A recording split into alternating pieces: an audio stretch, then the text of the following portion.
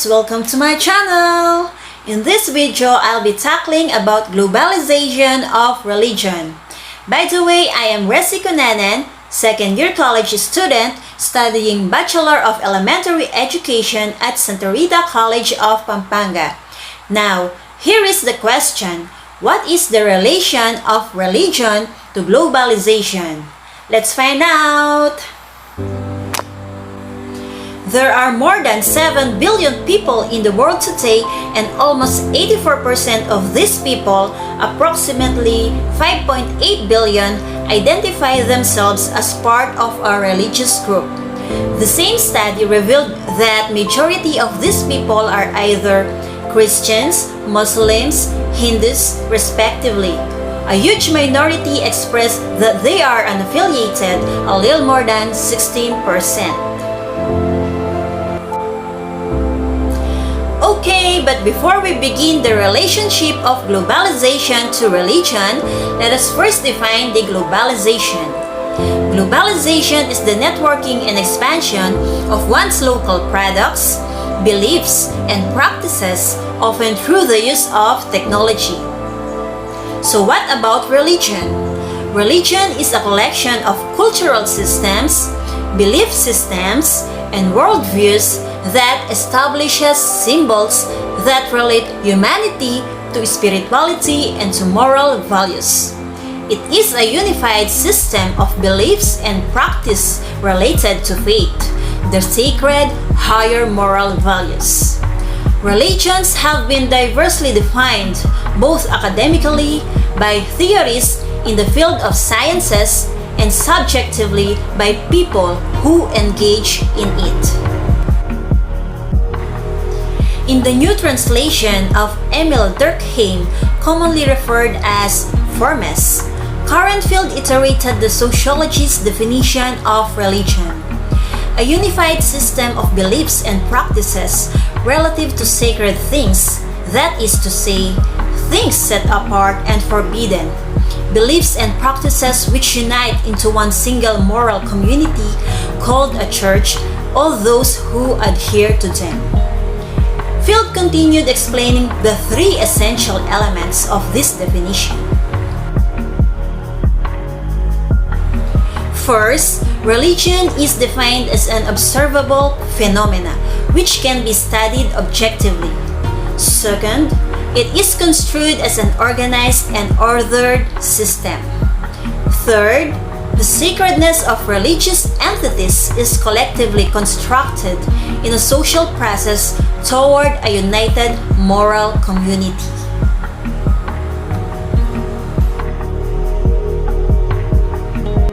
On the other hand, Kenneth Pargament, a psychologist specializing in the study of religion and psychological well-being, defined religion as a process, a search for significance in ways related to the sacred, distinguishing which is a search for the sacred.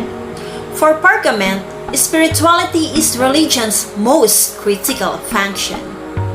People tend to have their own private and personal views of what is religion, much more like a subjective meaning they associate with religion. Some affiliate with a religion because of affiliation motivation, to have positive social interaction with people. Religion serves as an indicator of social proximity and thus provides a platform for social connection. Others affiliate with a religion as a form of coping with stressful situations, what Pargament would refer to as religious coping.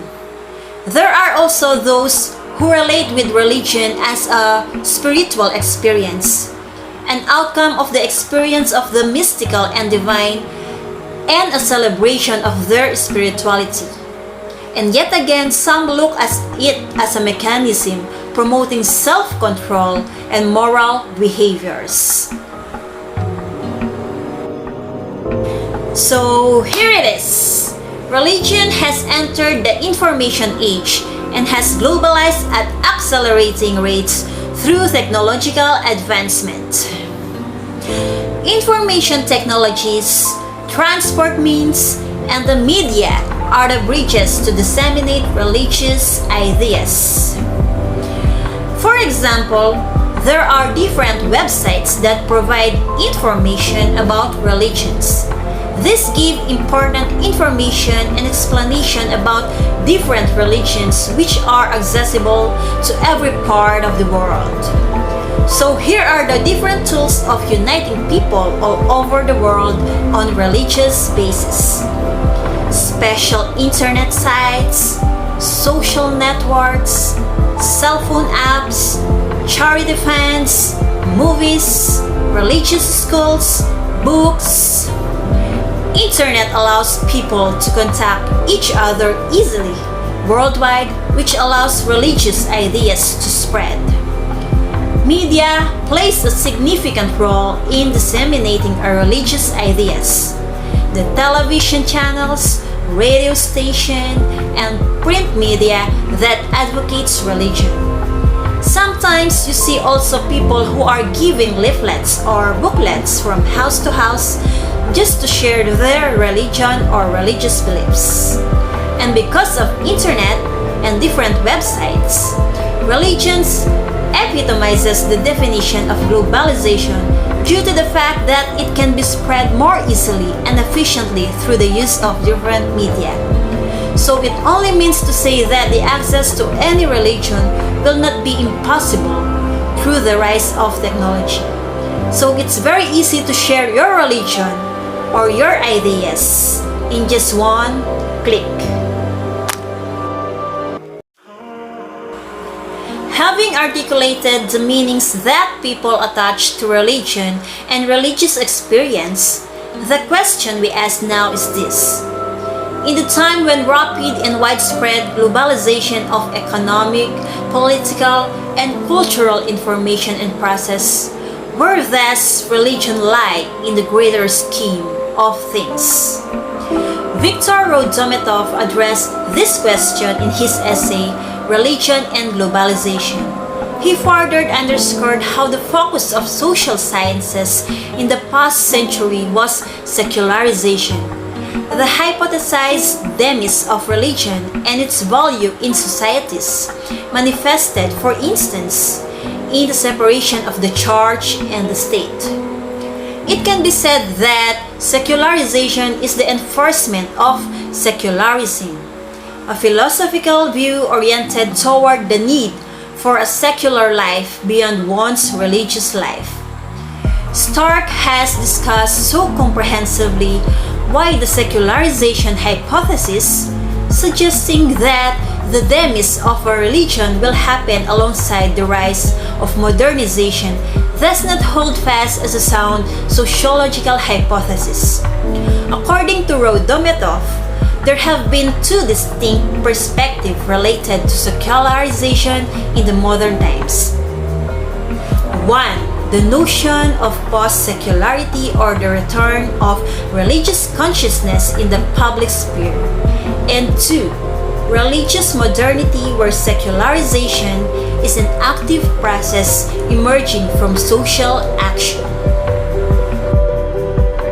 But do you know, because of globalization, different platforms were utilized to strengthen one's connection, especially in proclaiming the words of God. For example, the exploration of Ferdinand Magellan in the Philippines. Before exploration of Magellan, Islam is the first recorded monotheistic religion in the Philippines. But because of globalization, Magellan spread the Christianity in the Philippines by the use of exploration around the world. Globalization have influenced how the community responds to their religion and beliefs. The culture and beliefs of certain country changes because of globalization.